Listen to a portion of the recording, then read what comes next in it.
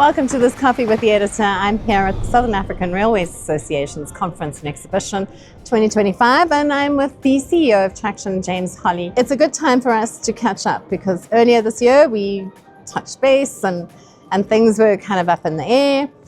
We have a conclusion on some things that you were quite passionate about, and then you didn't apply. Phillippa, I think, 2 points that need to be made. The first is that these are conditional awards, okay? And the awards are conditional on RSR certification and rolling stock availability. We've got a fleet of about 60 locomotives, and our fleet is 100% deployed, and they're deployed into the 9 countries in Africa where we have a presence on the ground, okay? And a lot of them are deployed into long-term contracts.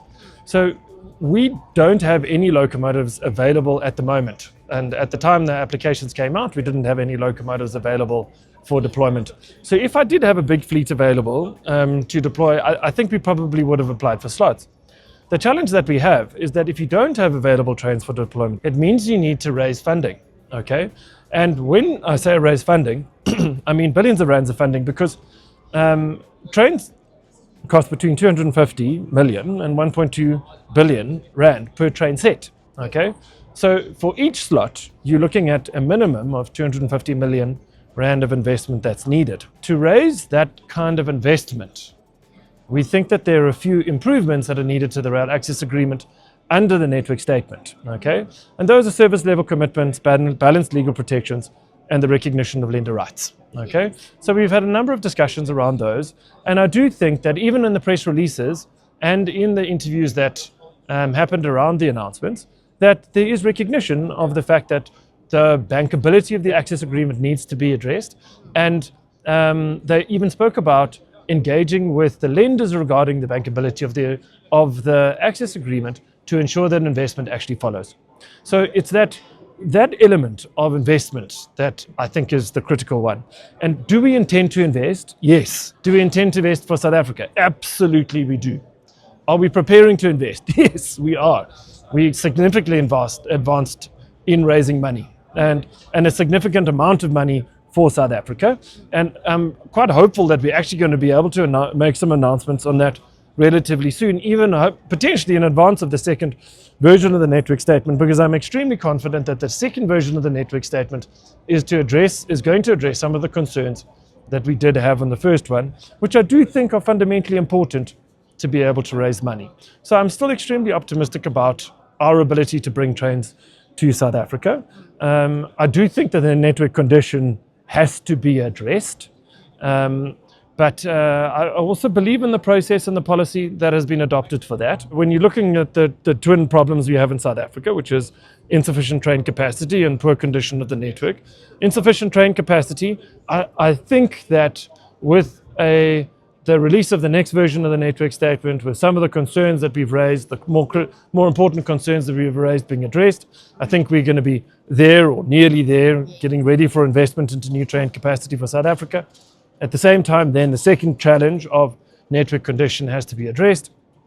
I think the PSPs and the process around the PSPs is addressing that. The country is advancing in the right direction. I think the announcement is excellent. I mean, even the fact that though we didn't apply in this round, I think the announcement is excellent. It shows progress, and it shows that we are moving towards the next phase of railways in South Africa and a competitive base for railways. So, I'm optimistic. We're raising money, and you will see, I do believe, Traxtion trains operating in significant numbers around South Africa. Well, I'm looking forward to that day, but we are seeing Traxtion trains operating throughout Africa. So how's that growth been? How are you doing in Angola? How's Africa looking for you as a market? Yeah, Angola's good. We're supporting our customer LIR there, and that is a relatively small contract. It's a shunting contract that we have there, but it piggybacks off the bigger contracts that we have with LIR and the supply of locomotives to them for the DRC. So it's been a very good start there, and it's excellent to have a presence. And where you have a presence in the country, opportunities spurn from there. We're also preparing to enter into Guinea, which is really exciting. So that'll now be the 10th country we're going to have boots on the ground. And I think The team is going to be starting there in the middle of September. I'm hopeful that turns into a long-term opportunity for us as well. And again, more opportunities that spurn around a start with boots in the ground in a country. So that'll be 10, two digits. Hallelujah. That's like some pretty good growth, though. Just, considering you've had COVID and all of these interruptions market-wise, I think that's an outstanding growth. Yeah. No. Look. I mean, the company has is certainly in a very good place, and it's off the back of regional reform. And South Africa is now entering into our phase of reform. But all of our regional trading partners have implemented those reforms, and that's given us the growth and the opportunities that we currently have in our business. And I was talking to somebody the other day. I mean, there's that great saying in Silicon Valley, for every overnight success there's 18 years of hard work. And I mean, for us, the only difference is it's 38 years of hard work, and laying the foundations for 38 years, 18,000 control documents, ISO certification, TITA, QCTO, NAMB certifications, all of the training materials, all of the modules, all of the people that we're bringing to the training school, 55,000 square meters at Roslyn, well north of 100 million rand of investment into Roslyn in order to create the base in order to be able to successfully run trains. Running trains is extremely hard, and there's a huge amount of benefit that we can bring to the South African rail industry as more and more entrants enter the market. Because, there are very few rail operators with experience in Africa, okay? And there are a number of people that are applying for slots, and there's a huge amount of value that we can provide in train operation services and maintenance services to entrance into South Africa. We are going to invest, and we're going to invest in more hardware, and we're going to bring more locomotives, and we'll bring wagons, and of course we can support certain customers where we don't take up slots. We can, which we will. We can support people with leases of trains, but at the same time, there's a huge amount of value we can bring, because just in terms of knowledge of how to run trains, our training school has the ability to train more people, and then of course servicing trains is an enormously complex undertaking, and the knowledge of how to service trains, I think, is again something where we can support. And the training environment, of course, also is somewhere we can support. And in the soon-to-be 10 countries where we operate in Africa, we don't have a sort of cookie-cutter model that we take there. In a lot of the countries, we support in different ways. In most countries we have trains.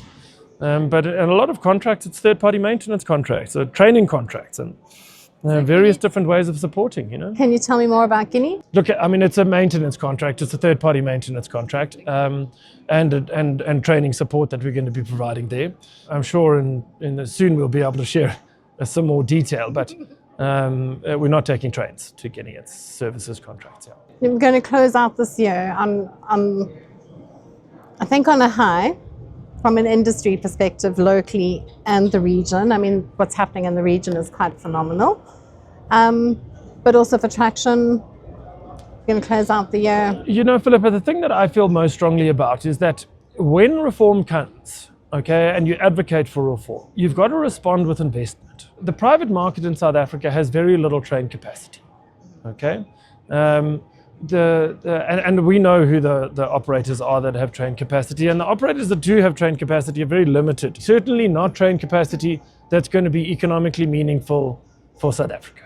Okay, so to my mind, what is the most important thing?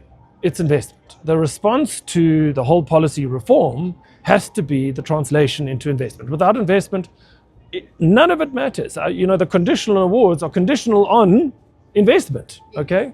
So we have to see investment. And for me, what is the next step? It's investment for our next phase of growth. And I'm really excited about the potential that we can bring to the market before the end of the year. There's a little bit more that we need to do before we can close that out. But I really believe that before the end of the year, we're going to be announcing some really exciting stuff for the future of South Africa's railways, of the future of regional railways. The next phase of exponential growth is nearly on us. Yeah.